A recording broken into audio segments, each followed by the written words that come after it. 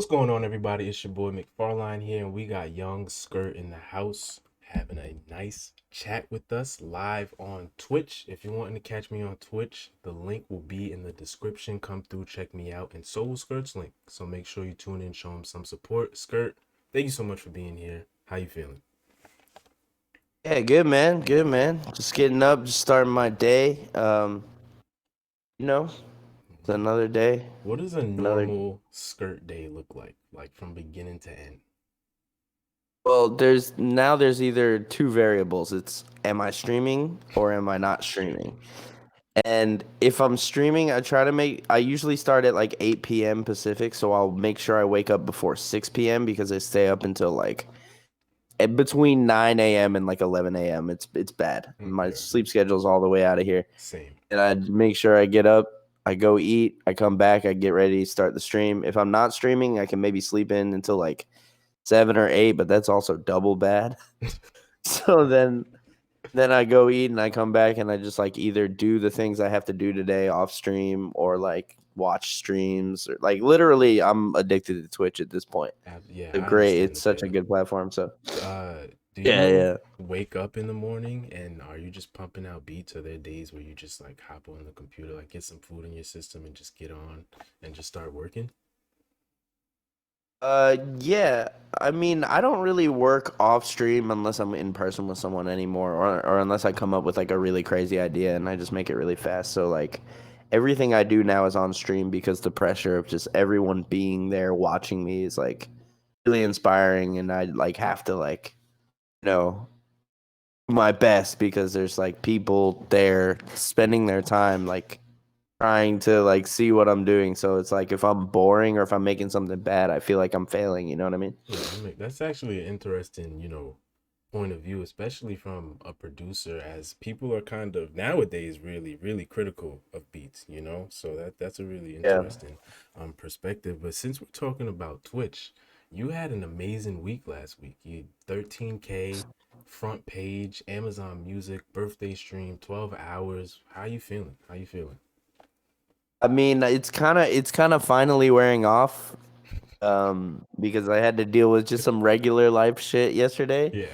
But like, man, it was the best day of my life, low key. It was just like, uh, just to kind of break it down from my perspective, I guess it was like started off and there was like my a good like probably double my regular viewership and regular people, Mm-hmm. and then Anthony rated me to start that Yep. off, so it Yep. was like it started getting crazy at the beginning, like few hundred, and then like right when my front page slot started, it was immediately shot to like 4,000, How long are and it you on just the kept front going up, page? up, up, up, up. Just 2 hours from 9 to 11 p.m.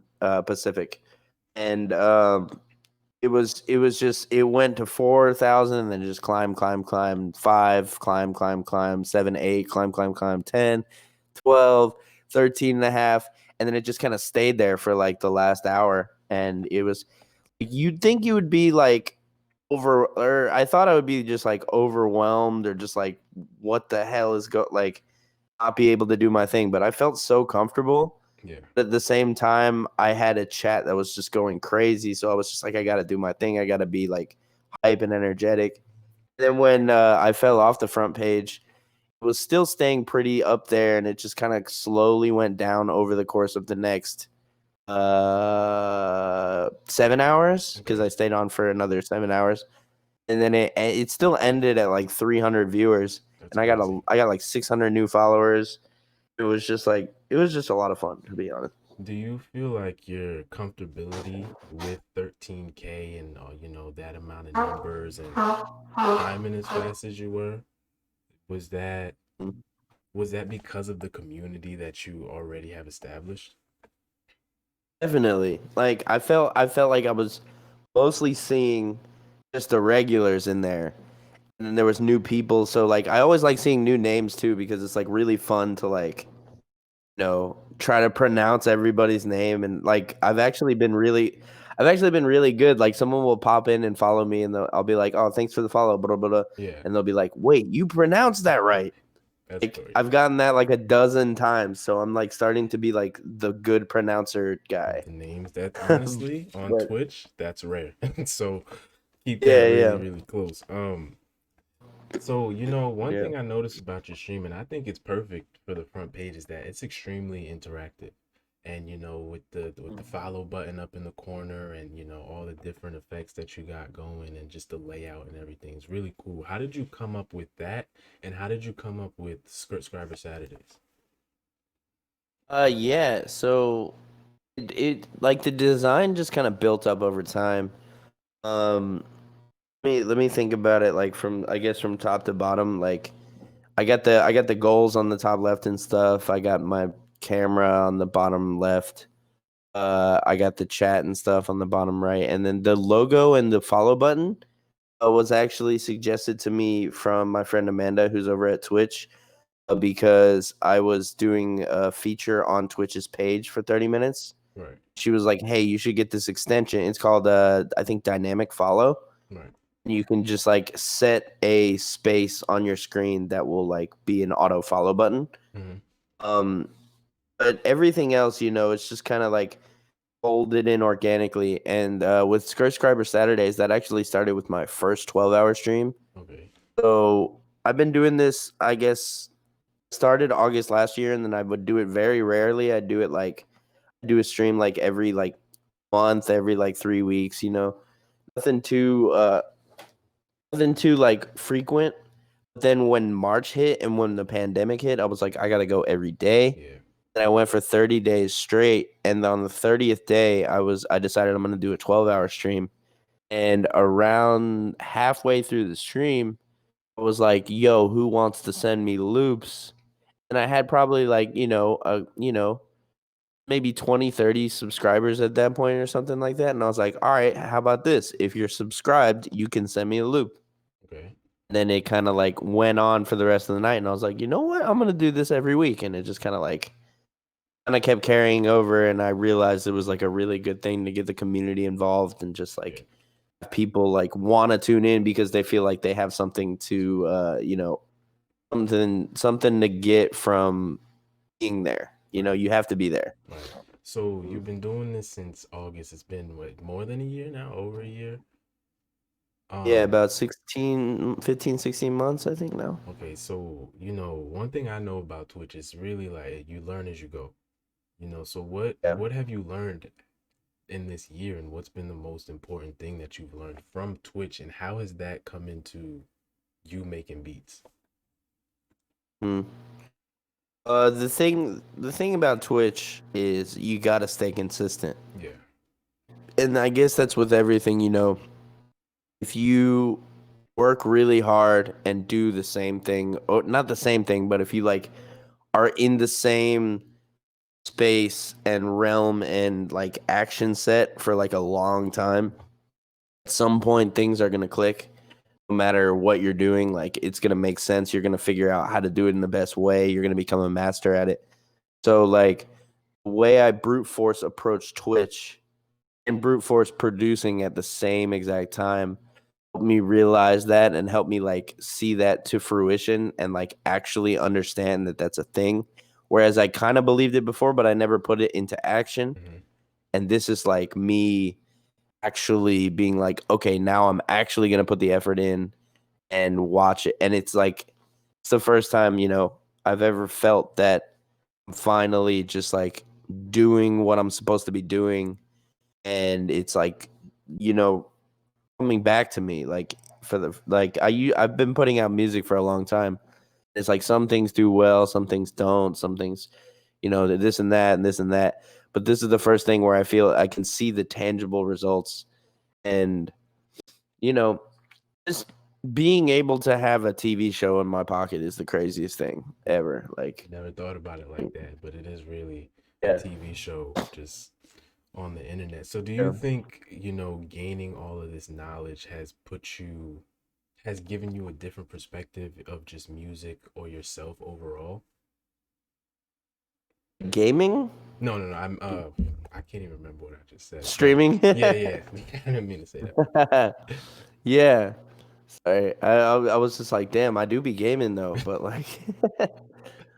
um, yeah, I mean, it's definitely like made me think about what's entertaining to watch when I'm making a beat, or like what's good and what's bad, and kind of like how I can do things fastest, and like what's kind of my default setting versus like what other people will like, or like how I can take what someone's given me and turn it into something that they'll be cool with in the end.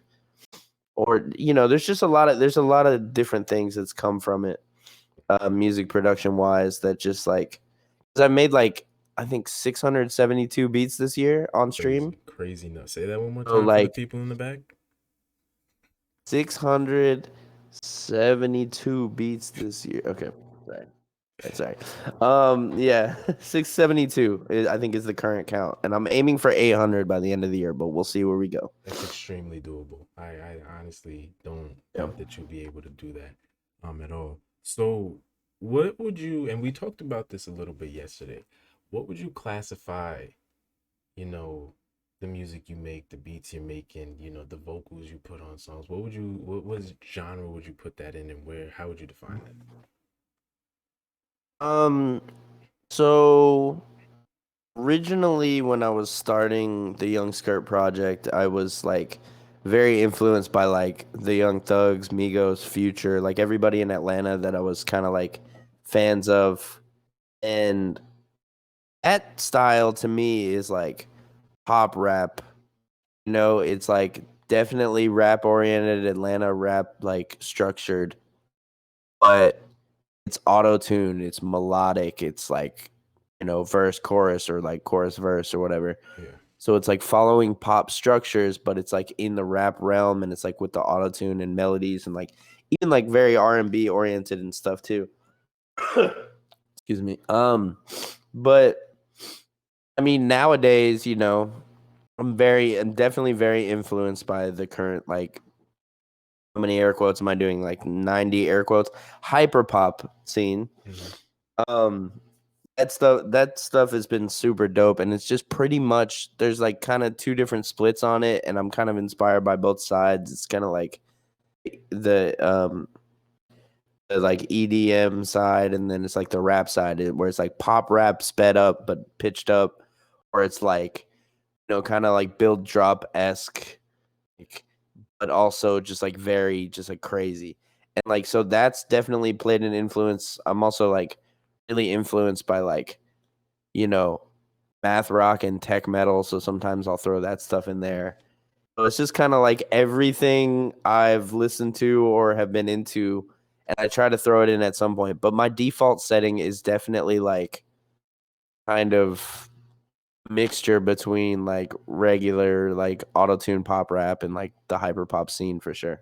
Okay. So hyperpop, to me, I'm just now hearing about this. I've heard Yeah, about it yeah. maybe like, I want to say 3, 4 months ago now.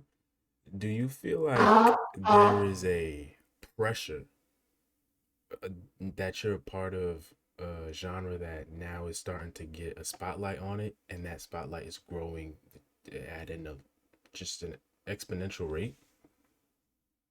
I personally don't feel any pressure because I'm just kind of doing my own thing, but I understand that a lot of artists who are, and especially because I kind of feel, I was saying this earlier this morning, like on like Twitter and stuff. I feel myself every single day drifting further and further away from having to be like Young Skirt is a big artist. Hmm. I kind of feel like with the Twitch platform and just like with the stupid remixes and all that stuff that kind of do well, that like don't need to be like do crazy numbers as like a Young Skirt song. I'm just kind of putting out songs that I like, and if people like it, that's cool. Because I like my stability is more based on, I guess, this platform performance to like make the biggest song that I can or be the biggest artist. It's more just like I like these songs. I'm gonna put them out. That's cool. I really don't think my new EP fits under the hyperpop umbrella at all. I don't Yeah. know if a lot of my artist music does. There's maybe like a half dozen songs that are like, okay, this could fit in here.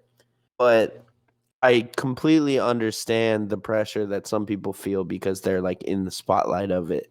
Like a lot of people tell me that like I'm kind of like, you know, a figure in it. Like people have told me that people look to me for the, the thoughts on things happening in the genre, and I don't like while I'm like aware of it and I'm like kind of involved in it in that I know all the people that are kind of like forefronting it. Yeah. Don't think my music is really an end all be all of the genre in by any means at all, at all. So, do you think Um, people feel that way because, like you just expressed, pretty, if I'm understanding what you said correctly, Twitch, and you can mm, answer this as well, Twitch is yeah. giving you a freedom to just kind of make music how you want to make it, in the ways you want to make it, in the time frame you want to make it to. Yeah, definitely. And it's just kind of like me going on my default setting with the things that people sent me. So it's just like um, you know, I'm kind of just doing my thing the way that I know how. I kind of have a formula when I make my beats at this point, so I'm kind of just following the formula and letting it go. And then you know, I'm just not really thinking about it too much. And then if some other style kind of folds its way into the stuff I'm making Yeah. and it's cooler, I kind of have been feeling a little bit too complacent with the beats I've been making. I'm like, this is like the same as this. But like, I also got to remember that a lot of people have not heard a Young Skirt beat yet. That's true. That's So true. they like someone random could be popping in and being like, "Yo, I've never heard anything like this," but I've heard it like 600 times, you Yeah. know? Yeah. So it's like a difference between my perspective and that. So you reference your default setting, and we talked about this a little bit yesterday as well. Breaking the rules of music. How do you go about breaking the rules of music? What does that look like for you? Hmm. I guess it's more just like breaking my own rules. Hmm. It's kind of just like I like when I make a beat, I know that I want it to be like intro, um, hook, long verse to be double as long just in case if I send it to someone. Cause like at the end of the day, I'm making these beats for like two reasons. One is like practice well, I mean, I guess three. Practice, Yeah. and then like the second thing is like expression, because obviously all music is expression. And then third, ideally someone will do vocals on the beat. I Okay. can't like there's a lot of factors that go into that. Like when you send beats, like people will be like they'll either not click with it, and that doesn't mean it's bad. That just means they're not clicking with it as a vocalist, or like they have to be ready to record. I was saying this to someone else because they were just like, damn, no one gets on my beats. I must suck. Yeah. I was like, no, that doesn't mean you suck. That means the person you send it to either is just not clicking with it personally to record on it, or they're not ready to record, or like, there's so many different things that go into it. Like whenever you send someone beats, me included, at least with me personally, I have to hear the beat, immediately want to do vocals on it and hear myself on it, Right. be able to pull it up in my DAW and record on it that moment, and then record a whole song. If Okay. those four things don't happen, then nothing's going to happen with it. And it's nothing personal. It's just that I like need to feel the inspiration and do it immediately, or else it like falls to the wayside. And like, so at the end of the day, what I'm saying is I'm trying to, have a bunch of beats that I can send to people if anybody needs beats, and also just hone my craft. So So the Twitch has been like really helpful. Yeah. you would say your creativity is more in the moment, just like just a snap of a finger, you could get something done if you're inspired. Yeah, definitely. And do Definitely. you make your beats with the intention to put vocals on it or not every time? Not the intention for me to put vocals on it, but every beat I make is in the formula that would lend to a vocalist being on it. Okay. Yeah. I Yeah. mean, personally, I like it when you put vocals on a lot of your beats because it sounds good, and especially when you do it live on Twitch, like you're just having fun with it, saying something random. And Yeah. a little fun fact: You freestyling on stream just like always gets me freestyling too afterwards. I always end up just like spitting some bars to myself too because it's really fun. And then the auto tune as well. That is just a whole nother level Yeah. of content. I Yeah, love it. I love the auto tune, man. Oh, can you do your Seinfeld impression for the chat? Oh, geez. Well, what's the topic? What are we talking about here? Some Oh, let is me that see. someone to give me a topic? All right, see, let's see. Chat. Can somebody give him a topic for a Yeah, someone Seinfeld give me a impression? Seinfeld topic. Seinfeld impression topic in the chat. Let's go. Mm, Also, burn marks. I just woke up. That's why my bed is crazy. Don't worry about it. he said messy ass Oh, is that podcast. is that is that okay? Okay, that's the topic. Got you. All right. What's the deal with young Skirt not making his bed? Look at the blanket. It's crazy.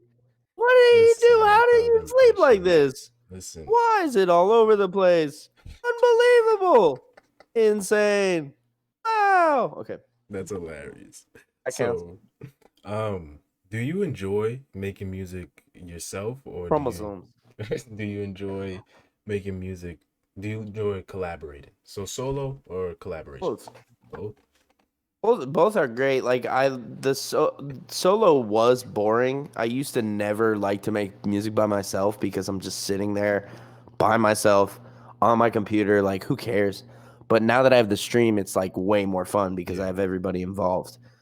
So like it goes either way, you know. Like if someone comes over and we collaborate, it's awesome because like I'm kind of acting as a vessel for what they're thinking. And that's why I like working together with someone in person like a lot because it's just like I I'm feeling their energy subconsciously or consciously Mm-hmm. and I'm turning it into the music like I'm not always like I'm not always like realizing what I'm feeling from the other person, but as I'm making the music, I'm definitely using just the overall energy in the room to kind of like build the sound that we're working off of and see if they're feeling what I'm doing and it's like a different experience cuz like when I'm live on Twitch, I can do whatever I want. I can be like all crazy with the sound design. I can just do all this stuff and just not worry about it, but when I have someone over, it's like if I'm doing something that they don't like what's the point of me having them over? So I just got to like keep it simple, Mm-hmm. like just do things that like they're resonating with and just kind of, you know, there's a lot more back and forth with a person in the room with you. Whereas on Twitch, I'm just kind of being myself and just kind of going off. But I'm kind of I'm down with either way lately. Like before, it used to lean to collaborations, but now that I have the stream, solo is a lot more fun. So, would you say that you're good at taking what people are giving to you and turning it into something, or just honestly, are you good Yeah, with working with people in general? yeah, I think I am. But like taking things that people give me and working with it is literally like my biggest skill set. Like for example, this is like some skirt childhood shit. When I was in third grade, I got put in the talented and gifted testing Okay. thing, Yep. and it was like some shit like here are some shapes. What is this to you or something or like draw something on it to make it something different. And like I still remember it was like an octagon, and I drew like lines underneath it, and then like a can top, the top of a Coke can or whatever. And I was Mm-hmm. like, this is a can. And at that point, I think that was the part where it clicked to me. I'm like, man, I think kind of different from Yeah. people. This is weird. But then they also like put me in the program or whatever. And I don't even remember what the program even was, but that's just kind of like, I guess, a testament to say, like, if you give me one thing, I'm going to do something with it. Like, I really like limitations too, Mm-hmm. which is why I like Reason because it's like I like to use only the things inside the box. Mm-hmm. And I like when someone's like, you have this, go. Right. And that's why I do things like Trash Tuesday sometimes. I need to get back on it. It's been a while, but like just ask people to send me the worst possible samples they can and still make good beats out of them. I think I Or tuned like into one of those before. oh yeah, that was a crazy Mm-hmm. was a crazy those are crazy times because it's just like really like I remember one of them being like the go to Marcus, and the You what's his flipped name? gold The to fucking Marcus. guy That's hilarious. who did the about to did the boo. I gotta tell you, the guy who's a Hawkeye or whatever. I Yeah. like put them both in there and like just a bunch of like I put a bunch of chaotic sounds in one loop and then like flip it in the. So it's like I like being told like you only have this go because it's like all right, I'll do what I can with that. Like I have limitations.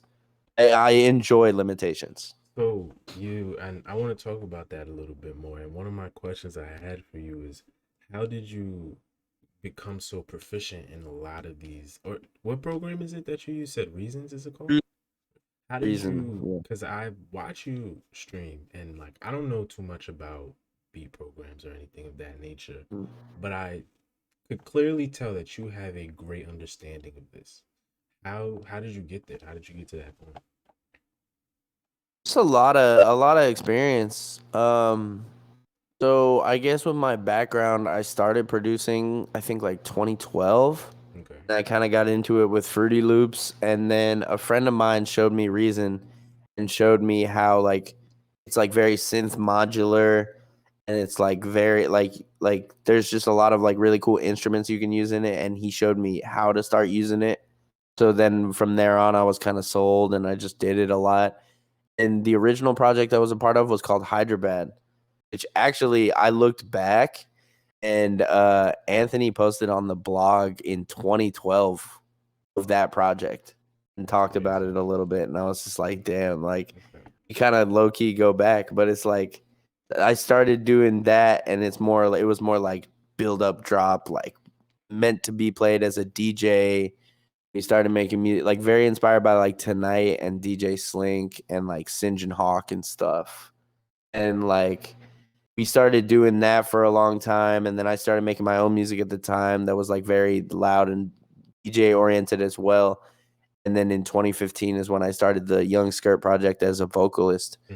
So just throughout all those different years and like making music for I think it's been like 8 years now, almost 9. Just over time, I learned this and that and the other and this thing and that thing and it's just all kind of culminated into where I'm at now. Okay. So let's go back to hyperpop as a genre. We both Yeah. know the opinions on that genre or just that kind of style of music in general is very polarizing. So I got two questions here, and I'll ask Yeah. you this one first. What pulled you towards that sound? What made you say like, yeah, this is something I want to get into? I don't think it was even conscious. I mean, I think the starting point of it as a genre was definitely Charlie and Gex and PC Music. Okay. And I've been a fan. You know what? I'd say PC Music because I've been a fan of PC Music since like their inception. Mm-hmm. And they were like the start of it, like making hyper radicalized, like 2000s era pop music, but just like HD as it can be. Like I think I think this is the culmination of like everything I've always wanted to do, auto tune oriented, very digital, very like pop, very just like very like melodic, very just beautiful, or just not, like 'cause to me there's two different sides to it. I said this kind of before. There's like the PC music Charlie Gex side of things, which is very EDM oriented, very build up drop, very huge, bombastic, very like, you know, like if you think about Gex, if you think about Hand Crushed by a Mallet, if you think about 800 dB Cloud, even Money Machine, it's just like and then Yeah. it's huge beat, huge auto tune, crazy like processing. Yeah. And same with Charlie. Charlie does that a lot too. PC music stuff does that a lot too. And that's like one side to me. Then there's the other side of thing that's like it's like more rap oriented. That's more like it's almost like fast plug beats with like crazy auto tune. But also like there's a lot of people that like dip into both sides of it. Like Quinn and Wells like kind of dip into both sides of it and they have like and Glaive.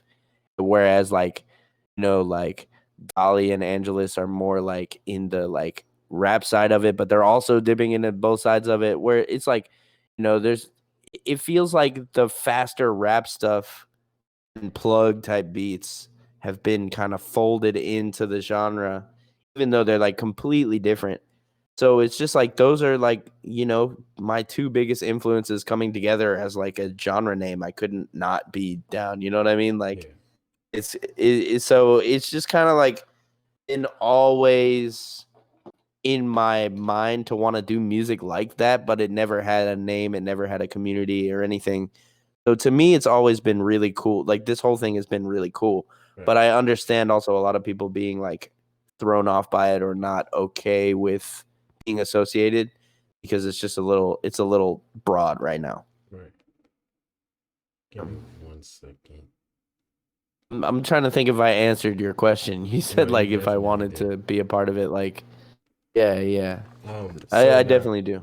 so what do you think about the polarization? The people who love it and then the people who hate it. What does that make you feel?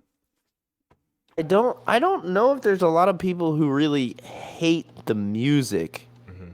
I think there's just people that don't like the broad classification. 'Cause I haven't seen anybody who's just like, oh, that hyperpop shit, like, ew. Like, it's usually really good music, like Yeah. subjectively. Like 100 gex is, I think, the polarizing point of things, though. Mm-hmm. And I understand people's brain. I understand like people's brains not being able to compute what they're doing, and that's why they don't like it Right. because it's just like every genre under the sun. Because also like I wouldn't just classify Gex as hyper quote unquote hyper pop. I think that's like in the way that I said my default setting is like pop rap mixed with hyper pop. Right. I think their default setting is like what hyper pop is. Really crazy auto tune, the really huge beats mixed with like electronic and like trance and stuff. I think that's like their default setting. But at the end of the day, Gex is an every genre artist. They're an every genre group. Like, you look at track one, it starts off like very auto tune rap, like almost plug beat, like a big 808, like cool snare, and like then it drops into like a dubstep part, then it drops into like a weird part, then like Money Machine exists and it has like a noise section at the end, and then like 800 dB Cloud is like guitars and they have like a deathcore breakdown at the end. Like you can do like every single genre, but I think their default setting is where like the whole EDM side of hyperpop is to me. But also, also they dabble into the rap side clearly. Like, it's both ways for them. I think they're just like I think they are the polarizing point of hyperpop, whereas everybody existing underneath it is kind of like I don't see anybody like hating on anyone but Gex, and that's only because they don't understand Gex. Right. Like I feel like if they took the time to like really digest it and realize what's going on, I don't see why anyone would not Yeah. like that. You know what I mean? Yeah, and I mean, I said this to you yesterday. I completely understand the importance of everything that anyone in that genre is doing, especially when 100 Gex that remix album off the freaking wall. Yeah. So do you think there's a formula to understanding this music, or do you think like you're just a lost cause at that point? A formula to understanding it. I think it's more just like experiencing it and getting used to it. Cause also there's a funny thing in my life where it's like my favorite artists, I absolutely just hated them upon first listening. Mm-hmm. Like when I first heard Future, I heard the song "Watch This" by Future. Mm-hmm. I don't know if you've heard that. It's kind of like a mixtape cut. It was on the radio one day, and he was just like, "Watch this, watch this." It's just standing out there watching. I'm a gears on a look at, and I was just like, "Who is this auto tune grandpa Colombian drug dealer guy, like robot man? Like, what the fuck is this? Like, get this out of here." And Future is one of my biggest influences. Yeah. I heard Young Thug Stoner, and it was the radio edit, and I was like, why is he leaving so much space between his bars? Like, what is he even doing? He's just going. I was just like, what the fuck? And Young Thug is Yeah. the reason I started doing vocals, and like also like even Blade. Like I was like, man, he's not like correcting his notes. He's hitting the wrong notes here and there, and he's like 50 times as big as me. What the hell? I'm like pissed. but now the only artist I want to listen to low key is Blade.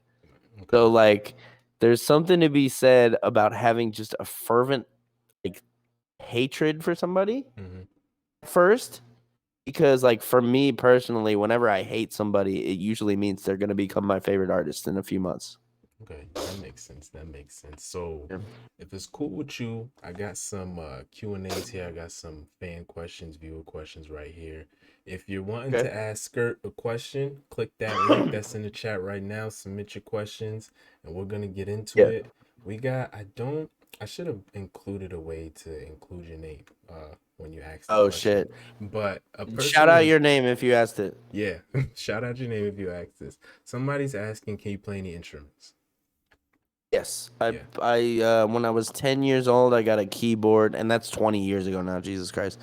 Um, I got like a keyboard, like a little Yamaha thing, and a PS2, and I used to play the Yamaha and the PS2 together in tandem. Wait, what? And then I How started did learning how to do that. Then when back I up, was back up. 12, I Wait, got my wait, first skirt, wait, guitar. wait. How did you play a keyboard and a PS2 in tandem? Yeah. So, have you ever heard of the game The Bouncer? No, the It's bouncer. like I think it was like one of the launch PS2 games. So every time I would complete a level, I would turn to the keyboard and like play a little riff. Really? You That's know, so it cool. wouldn't be like exactly at the same time, but it would Oh, just be okay, like okay. every time I beat a level, I'd be like, or like play something. You play your own victory music pretty much? Yes, exactly, That's exactly. awesome. And then when I was 12, I got a guitar, and then I started taking guitar lessons. And then every time I would go to a guitar lesson, I'd be like, "Yo, can I just play the drums though?" And they would be like, "No, you're here to learn guitar. Stop." Like, Can I play the drums? and, and then when I was 15, I got a drum set. Then I started playing drums in in bands, not in band, like local bands and stuff with friends. And we'd play at like the local YMCA and like other local venues and stuff like that. That's dope. And then I met the guys that I was in a band with for 5 years. We were in a band called An Isle Ate Her, like tech grind, mathcore, like just crazy music, like very like The Locust, Daughters, Dillinger, the number 12 looks like you, heavy Lolo influenced stuff like that. If you've heard of any of those bands, Mhm. and we did that for like 5 years, and I was playing drums. And then when we broke up is when I started producing because I was like, well, I still got to make music, you know. So my main instruments are keyboard, guitar, drums, and whatever else I can figure out. I can like if you give me a second, I can figure it out. Do you have just one favorite, or you kind of just like switching through all of them? I'd say it goes in that order: keyboard, guitar, drums. Like I love to play drums, and I'd consider that to be like the instrument that I got the best at. But like keyboard, I can like do whatever with, and then guitar, I can. I'm very happy with like a sense of like motiveness with the guitar. Like I can play chords that like make me kind of like feel a little bit type Yeah. something. So it kind of yeah, I'd say it kind of goes in that order. Like keyboard barely above guitar, barely above drums. Well, no, I'd say I get bored after playing drums for after like 10, 15 minutes now because I'm used to having the entire spectrum of instruments at my disposal. Yeah. Makes sense. So yeah, definitely in that order. Okay, so this person, if you ask this question, identify yourself. Somebody asked, what's it feel like? And I don't know if this is true or not, but what's it feel like to work with such large artists like Russ? You've worked with Russ before? Or is this or is this like an Whoever inside asked that joke? is definitely a part of my chat because yes, I have done a song with Russ, Okay. but this was way before any of his huge fame and all that. Before any of this, I guess I'll tell this story so it's documented. Um, was at a friend's house. Me and this other dude who goes by Autobahn right now. We were Hyderabad together. That was our duo project. We kind of spent like 3-4 years building that up. It was kind of like the source of a lot of my connections in the electronic world because we were kind of making our way through that, and people were like liking the music and all that stuff, like so we met a lot of people like for example, like I think there's like a Cashmere Cat tweet out there that said we were amazing, like, and that's how like, things like that. That's the project we were doing at that time. We were over at a friend's house and Russ was there because my friends are friends, like he came up in Georgia, like around where we were coming up and stuff. He was friends with my friends. I didn't really know him too well, but he was over and he had a lap. I remember he had a laptop. He had his laptop in his hand. The wire was as long as it could stretch, and he was like walking around the room with his laptop in his hand, just like, "Yo, check out this beat, play the beat. Yo, check out this beat, play the beat. Yo, check out this beat, play the beat." Like, was just showing off how prolific he really is. Like him or not, like you gotta respect his work ethic because he puts it in. And he was playing all these beats. And we were like, "Yo, these are sick." He was like playing it for like 2 hours, and then Bon was like, "Yo, listen to this beat," and played him a beat. We were like, "That's cool," and we were like, "Yo, we should make a song out of this." And kind of everyone went to sleep except for me, Bon, and Russ. And we were just in this room recording a song over this beat. And I remember, I may be mistaken, I don't know, but I remember Russ like starting to like write some like braggadocious or like we were just like, just kind of like flex, like, like you're on an island or whatever. And he's like, I don't really like to like brag in my stuff. And we were like, nah, it's cool. Let's go. Like, come on, let's do it. And then like he wrote like his whole verse and the hook part. And then I got on it. It was the first time I had ever done vocals on a song, but for some reason I pitched myself down. I was like, in this register, I was like, gotta let it go. Like I put myself down for some reason because I was like, I guess I was nervous to be on a song vocally. Right. And then Bond did his vocal part. We repeated the hook. We were up till 7 a.m. together, just like making this song. Yeah. And we were just like, yo, let's go. And then like, he really was grinding his ass off, but he didn't have any of the success really yet. I remember him just like giving me a CD and like giving everybody CDs, and like nobody was really paying him any mind at the time, but he still had the vision. Yeah. But I guess that's that story is, we stayed up making that and then we released it. It's still out on the internet if you want to hear it. It's called 1080p Carrots by Hyderabad featuring Russ. I'm gonna And check that out. yeah, definitely feel free. But it's, I think it's like 7 years old at this point. So like don't expect the best quality because we weren't as good back then. Listen, you Or gotta at start least I wasn't. somewhere.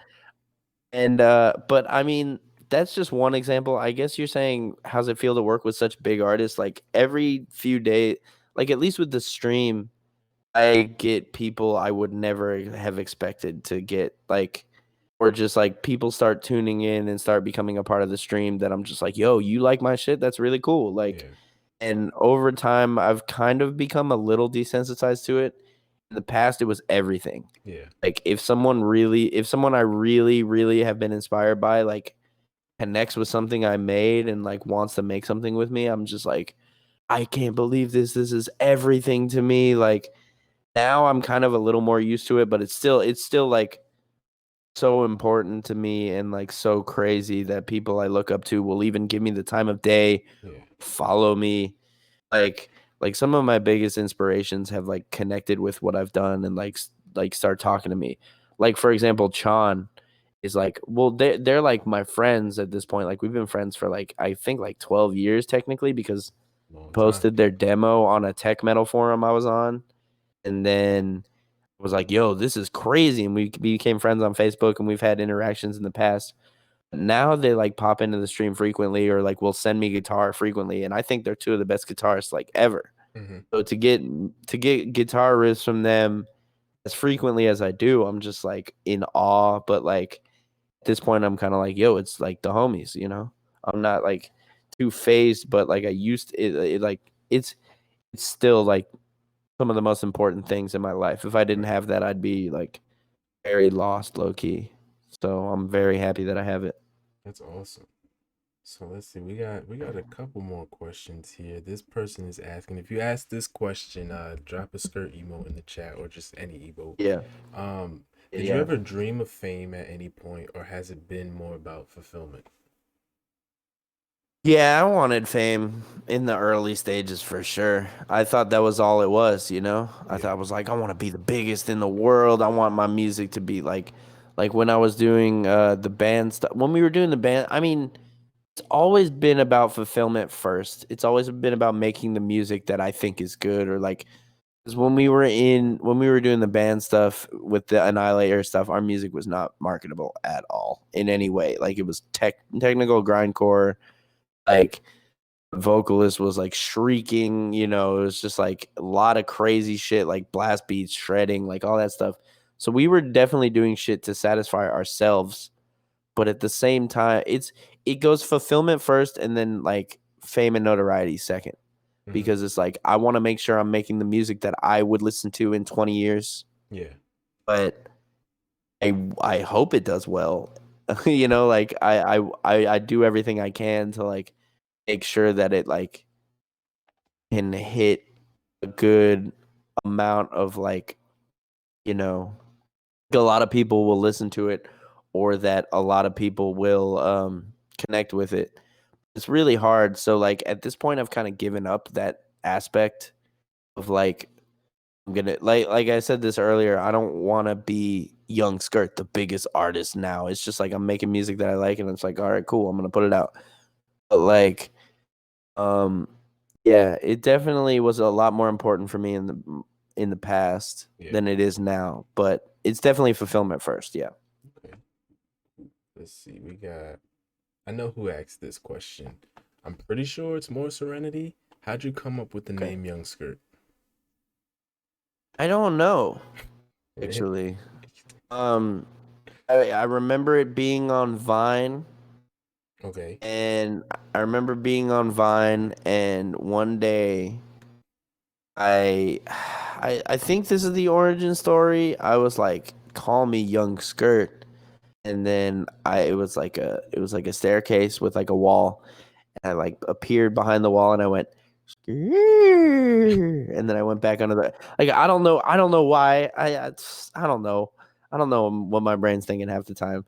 I think that was the first instance of me calling myself Young Skirt. Mm-hmm. I think it was like I needed a rap name and that was like it at the time. I don't know why I decided on it, but it just kind of it just kind of clicked with me, you know? Yeah. It's like very like you do, like you feel like you should know what to expect from an artist named Young Skirt that it's just going to be like, "Hey, hey, Yeah. like it sounds like it would be an artist like that, Yeah. but I'm doing everything. Yeah. Yeah. So Definitely. to me, it means a lot of things too. Like to me, like I'm kind of I feel myself, you know, obviously getting older, and like people are like, when are you gonna be old Skirt or whatever? Yo. Don't think I ever will be because young to me, like not Young, but Yung. Mm-hmm.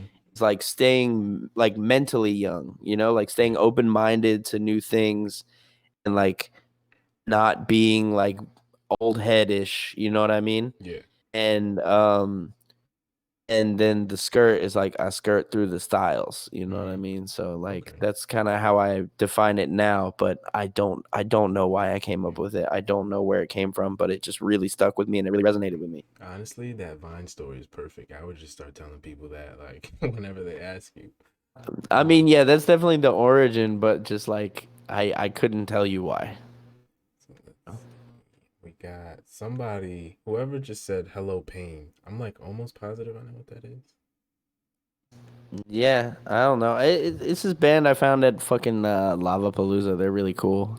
I'd be putting my stream and people onto it. It's this band 1-800 Pain. They're crazy.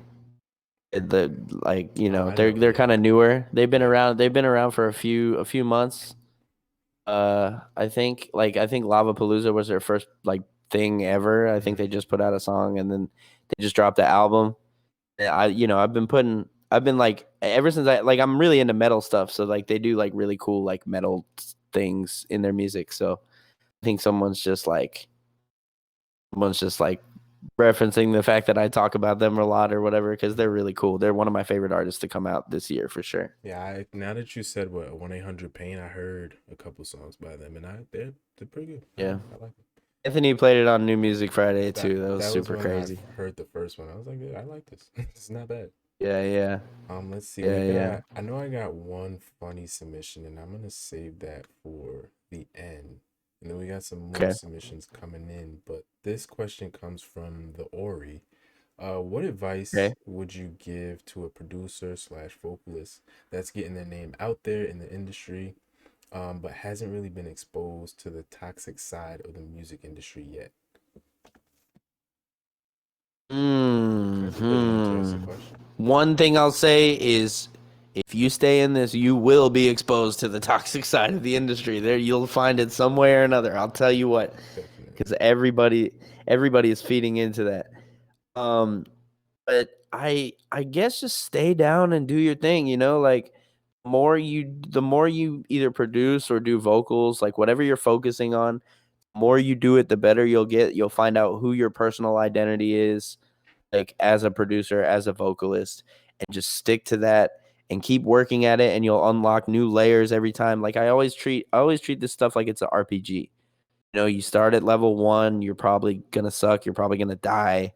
You fight a monster that's too high level, or you try something that you're not ready for, and then when you finish your first beat, boom, you're up to level 2.5, and then you figure out how to use compressors, boom, you're up to level 4. Then you figure out your vocal chain, boom, you're up to like level 15. Like every time you do new things, you're like leveling yourself up subconsciously, even though you can't see the experience bar. And just keep doing it more and more, and figuring out how to do the things that you like to do, and figuring out how to do the things that you want to hear in the way that you do it. And then sooner or later, someone's either going to come through and offer you something and then not follow through. And that's a really toxic part of the industry, or like the industry is going to just like if you see some semblance of success, you're going to see a lot of people that are interested in your shit, but none of them mean it unless they can make them money. This is like one thing that I just like. I'm really anti industry because like a lot of the people in the industry, not everyone, there are definitely good people Yeah. in industry and business settings, but there's a lot of people who really are not in it for anything but the money. Yeah. And they could care less about the music. They could care less about the art that goes into it. They just like, it doesn't make us dollar signs. Yes or no? No. Okay. We don't care. Yes. Okay. We're going to act like we care and we're going to show interest. But then the second you don't show us dollar signs anymore, you're done. To the curb. Like there's so many toxic parts of this industry that just kill me, just like make me want to quit and like move into a fucking isolated part of. I already am kind of isolated except for the Twitch, I guess, but like just leave everything because there's so many like terrible people that just are in it for the wrong reasons, or are like, not being good to people. And at the end of the day, you just got to remember, like, to those who may be toxic, you got to remember the golden rule: do unto others as you would like to be done unto you. Like, don't treat people badly. That's just like, Yeah. and there's a lot of people that just like, it's second nature for them, and it kills me. And a lot of them are in the music industry. So you're gonna see the toxic side, but just stay down as long as you can, and like stay humble as long as you can, and like keep to yourself, and like work with the people that you can trust. Honestly, solid answer all around. Let's see. We got someone's asking, what's your favorite metal band? Or what's your favorite metal genre? Oh, a lot. A lot. I'll list a bunch. I Okay. listed a bunch earlier. Daughters is up there, but I mean they're not really. They have metal styles.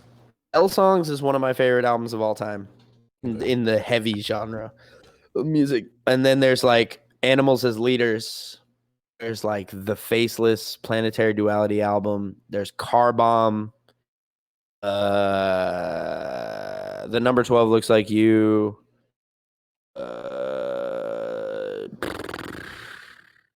There's so many. I like. Hold on. The Tony Danza Tap Dance Extravaganza. See You Next Tuesday. That's not a joke name. They're crazy. They're Yeah, they're no, heavy as fuck. it just sounds funny. It's no, yeah, yeah. It's a great name, but like a lot of people hear that and think like the Tony, damn, that's nuts. But then you hear them and they are fucking heavy. Yeah. And there's also a lot of niche band, like not niche bands, but like not as popular. Like there's like Hayworth and Admiral Angry, and I'm gonna put my own band in there, and I'll Ate Her. We kind of snapped. Oh man, I mean that's a pretty solid list Yeah. to kind of get where I'm from. You know, it's like a lot of technical metal bands, Yeah. a lot of super heavy bands, a lot of crazy fast grindcore bands. Um, yeah. Okay. So this person's asking, if you ask this question, drop an emote in the chat. How did you go about making a living off of music? How do you get over the initial hump and really, how did you get over the initial hump and really decide to pursue music full time? I still do not know for real. Like I kind of lucked into it. Right. Um, you know, um, so I guess I'll break down like how I was living as a musician for a while. About I think 2014, 2015, I was living in like the middle of nowhere with like $250 rent, with, like a girlfriend at the time, and it would be at the point where I had like $10 in my bank account, and then I would convince someone to pay me $250 for a remix and then have rent for that month on the last day. No, I've been Hustle. through that. I worked a pizza job for so long in Atlanta, like about a year and a half to build up the money to move out to LA, and then I had like I think like $3,000 when I moved out here. That ended up being 3 months of rent and everything else. And then I was stressing. I was like, I don't know what I'm going to do. I was having a panic attack. I was like, I can't pay rent this month. I don't know what I'm going to do. I'm all the way across the country. I'm used to being in Georgia. I don't know what I'm going to do. And then my roommate came home and was like, I have a job for you because I'm going on tour and I work at this rehearsal studio as like a receptionist slash tech guy if somebody needs help with the amps. And then he gave me that position when he went on tour as like a sound guy, tour manager guy. And um I worked there for 2.5 years. I worked there from September 2016 all the way up to June of last year.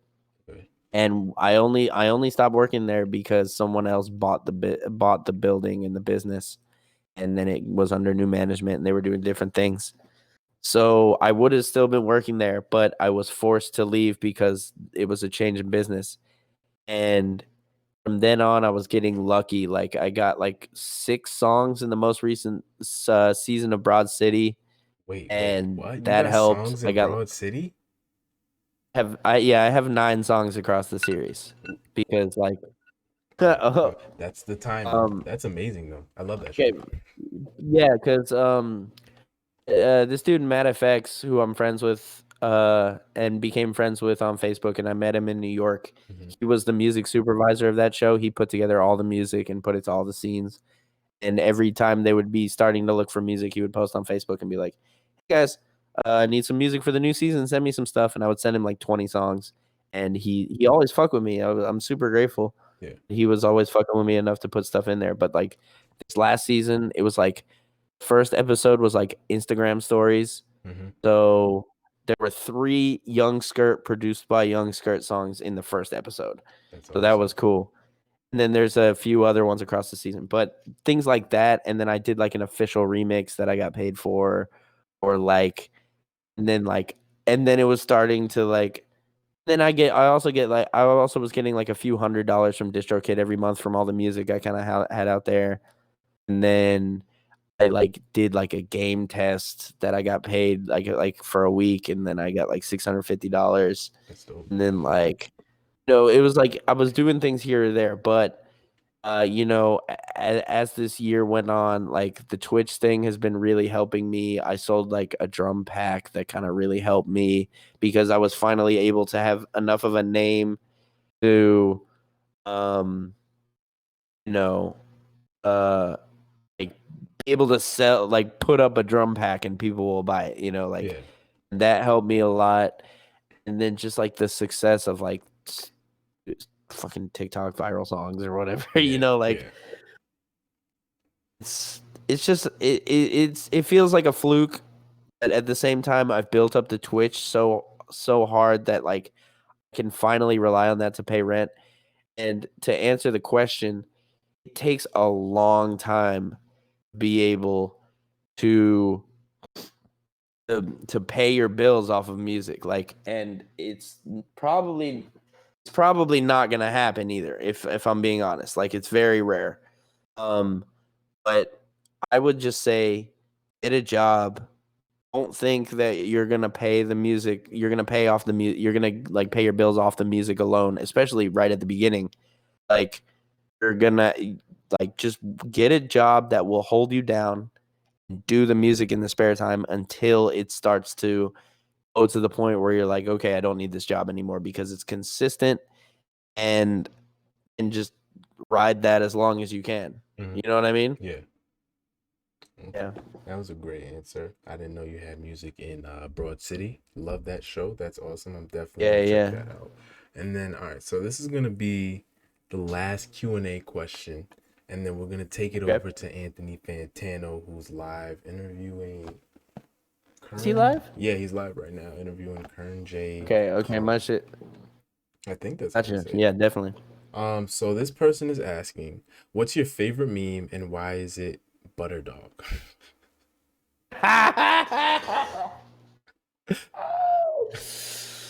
So if you wanna know my favorite memes for real, anybody who's in my stream knows my favorite memes because I have them as hotkeys.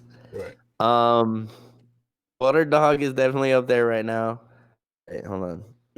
Let me do.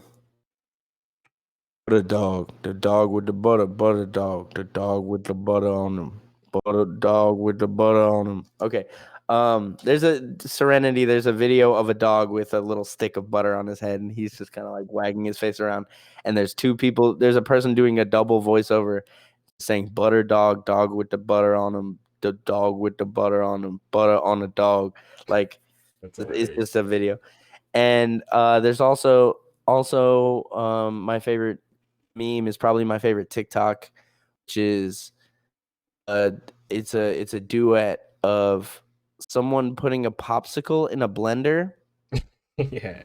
and then pouring it as a drink. Yeah.